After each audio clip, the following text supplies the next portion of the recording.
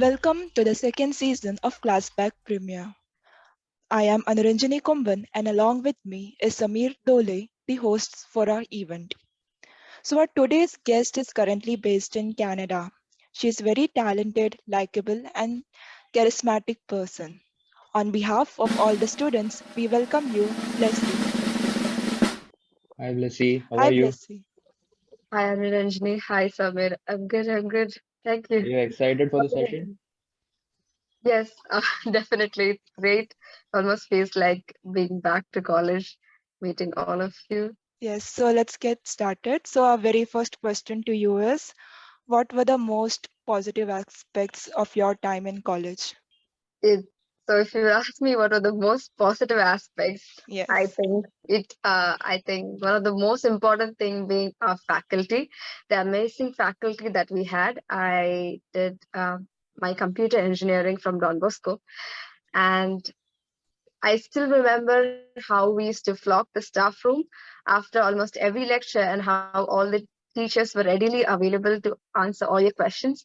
So the teachers being so approachable and available, uh, and how they were so ready to share their knowledge with each one of us.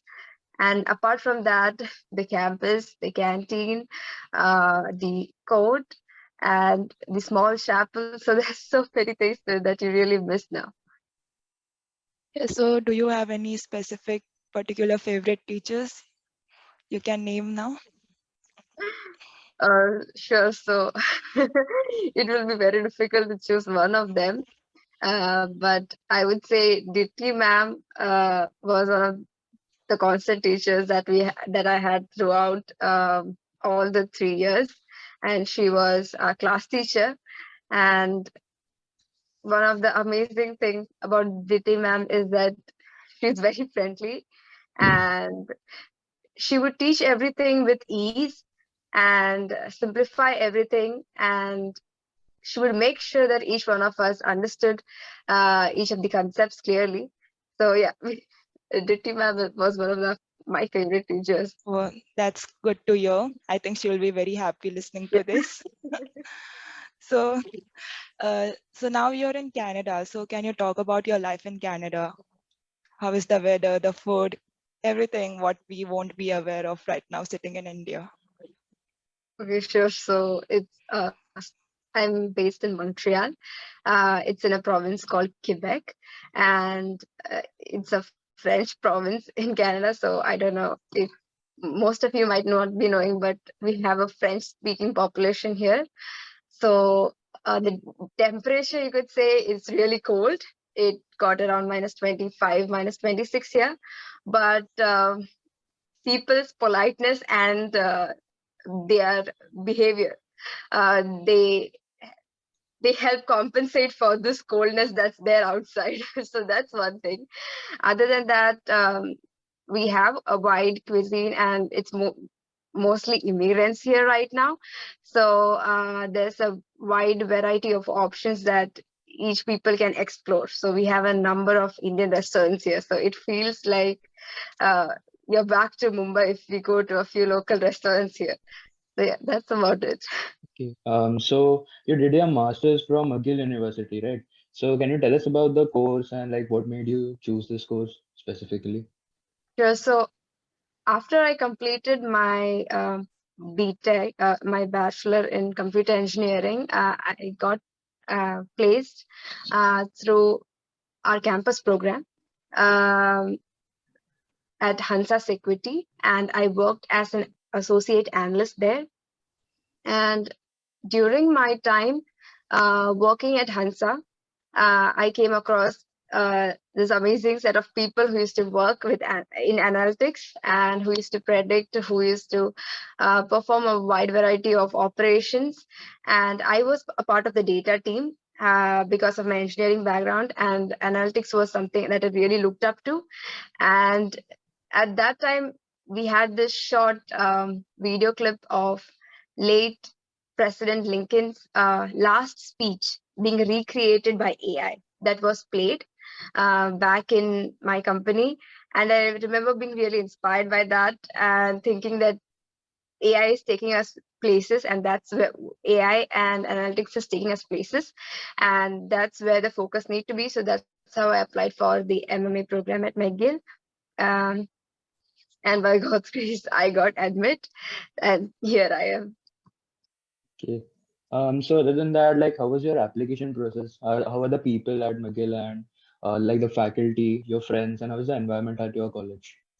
So the application process, I applied online, and all the SOP and other documents. Even though I had an external counselor, it was pretty much me creating all those documents and getting the LORs from our very supportive teachers. And at the same time, once the entire application process was done, we had to undergo interviews. And once I reached here, I would say the experience was really different from what I had in my undergrad. Though I still had 9 to 5 classes Monday to Friday, it and our class was a class of 25 students with uh, people from 13 to 14 different countries. So none of us knew each other, and it was really great and exciting to sit around this people coming from all different backgrounds. We had 35, 36-year-old coming back to school after almost 10, 15 years, to people who came directly to do their masters after masters in analytics after completing chemical engineering. So it was a great learning experience from all my fellow classmates as well, to see that you can do it, whatever may be your background, and that how you can persevere even after working in the industry for 10, 15 years, you can come back and always sit and do your studies. That's great. That's great. Okay. Yeah. So, Blessy, how did you land your job in Canada? Is the process same as in India through campus placement, or is it different? So the process is slightly different because we do not have, and that's when you realize that how valuable campus placement is, because we do not have campus placements. We do not have campus placements. We have usually job fairs here, and career fairs where you meet the company. Then there's this huge process where you talk to them, where you give them your business card, your personal card, and you have this talk with them. And then talk to them on LinkedIn, create this contacts, and create this network of people whom you're constantly in touch with, and then you land a job. So mostly that's how people land a job here. Other than that, how I got placed here was through an online application process. I had applied through Indeed, and that's how I got placed in my current company. So Indeed, LinkedIn, these are few of the sites that we used to get placed here. Okay. So, is there any difference in work culture also compared to India? There isn't much difference in terms of the dedication or the commitment that you need to have, but at the same time, the work, the timing, you could say it's pretty rigid. So you have exactly 9 to 5 jobs, and other than that, people really respect your time, and they respect the work-life balance here. So personal life has pretty high significance, and it's respected here more. And that's one of the things that you'll find different when you come here compared to India. Yep, that's about it. Yes, so that's so good to you.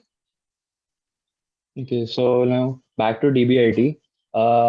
You mentioned that you had some favorite faculties. So other than that, I wanted to ask that what are the other memories that are like very close to you and like that you won't ever forget? So like what are those?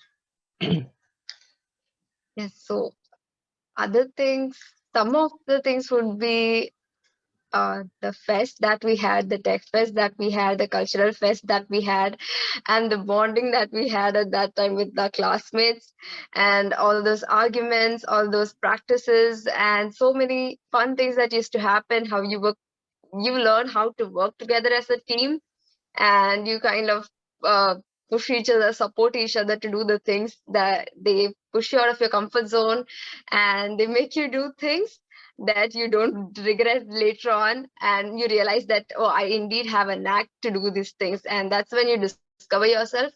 And Prasanna Nambiar ma'am was the principal back then. I don't know if she's still the principal. She She is? is.